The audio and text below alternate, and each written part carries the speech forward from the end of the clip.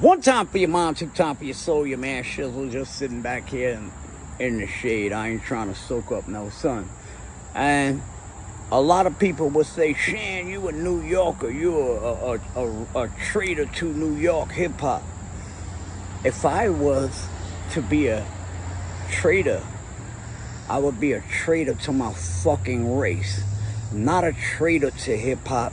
I'd be a traitor to my entire race, because these people that did these things are the same culture. They're the same skin color I am.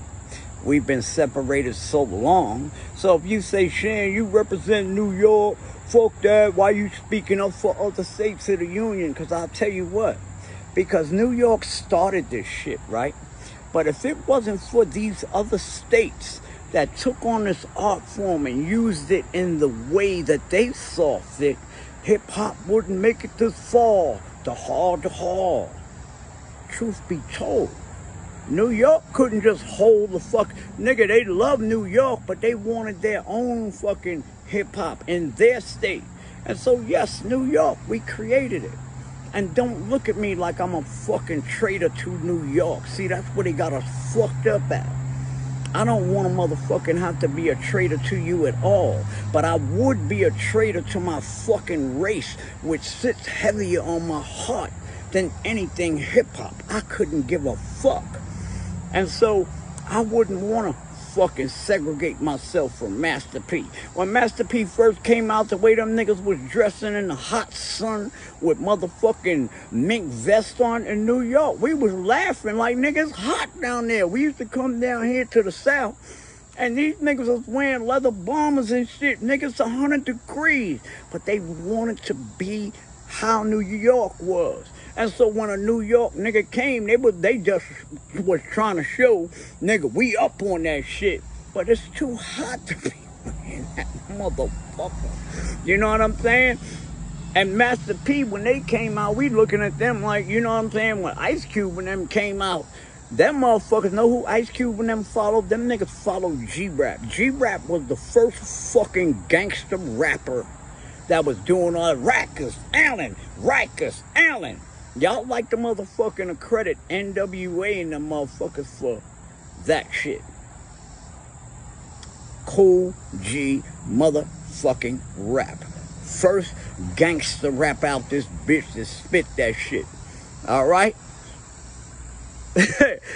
G-Rap would tell us straight up. Slick Rick was a gangsta ass nigga too. He'll tell you it in a story. But if you see the story, that nigga lived that shit like a motherfucker, right?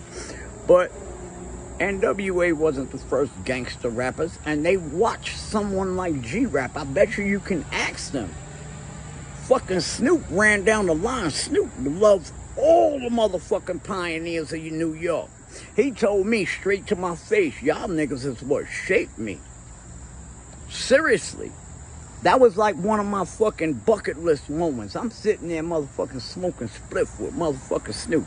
I put my shit out. That nigga said, yo, you put that shit on pause? Hell yeah. And I'm gonna pause that bitch a couple of more motherfucking times. Remember the tapes, nigga?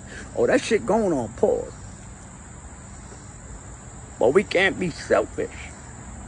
Each one of these states have their own rendition of what hip-hop is. New York couldn't have held this shit down by itself. It took everything that every fucking one of these states did back then, which means that they're a part of this fucking... It might not... They made it... Look, I didn't come in on the 50th, motherfucker. I'm 36 years in, okay? So why should I be able to celebrate? I'm not 50th. Just like the same way these people should be able to be fucking celebrated. They weren't the fucking beginning. They were the beginning for where they were the beginning at. And like I said, if I fucking didn't speak up for them, fuck hip-hop, I'd feel more like a race traitor. And that shit would weigh heavier on my heart than anything you could ever say to me, anything that you could ever do to me. Nigga, I traded on my people. I'm one of the motherfuckers that fucking... Boy, I helped pioneer this. So when I say something, motherfucker, that shit is law. I don't give a fuck how much you try and motherfucking move it around and manipulate it on the puzzle board. Nigga, I was there and you wasn't. Okay? So when I'm telling you that motherfucking there was people that was doing this shit, Egyptian Lover, he's on some different shit, but these are motherfuckers that put it down for the fucking state, carrying this shit the fuck on. Too Short. Nigga. Yo, Short, I love you, my nigga. I love you. Appreciate the love at the spot. That motherfucker been putting some shit down since back in the days. #1 pimp nigga on the fucking record since fucking day one. Fuck that. Why can't he walk in his with motherfucking pimp cup in hip hop? Y'all niggas got it fucked up. Bone Thugs and Harmony. We gotta take it up to motherfucking Crucial Conflict. They have way different style. Y'all don't even know these fucking people at all, because hip-hop history doesn't motherfucking help its own. And like I say, they want me to trade and say I'm just New York. No, I'm not just New York. I'm hip-hop, motherfucker. Appreciate you. One time for your mind. No, I can't even say that yet, because I have to say one more thing. To Uncle Luke, I don't know how any of you could fucking possibly live with your fucking selves if you do not celebrate this motherfucking man here. Uncle Luke. How can you say I got lean on my record? How you can talk about how I got naked bitches in the fucking studio swinging on the pole, putting my lips all up in the hole? Come on, nigga. Know how you can say that? Uncle Luke. They went against the fucking First Amendment, your fucking freedom of speech. Uncle Luke had to stand in front of motherfucking Congress. We ain't talking about your local motherfucking precinct where you got arrested, nigga, in the fucking... No, we ain't talking about them. We talking about motherfucking Congress where you got 3 fucking judicial branches. You dig what I'm saying? That make the laws of the country. Uncle Luke has made it possible for every one of you who are saying illicit, speaking your mind on music. He is the reason, the only and total sole reason why you can motherfucking say what you say on these records. Do not fucking ever forget Uncle Luke. You might call it old. I used to have fucking back and forth battles with Uncle Luke because in New York, we thought that shit that they were doing was tarnishing hip-hop.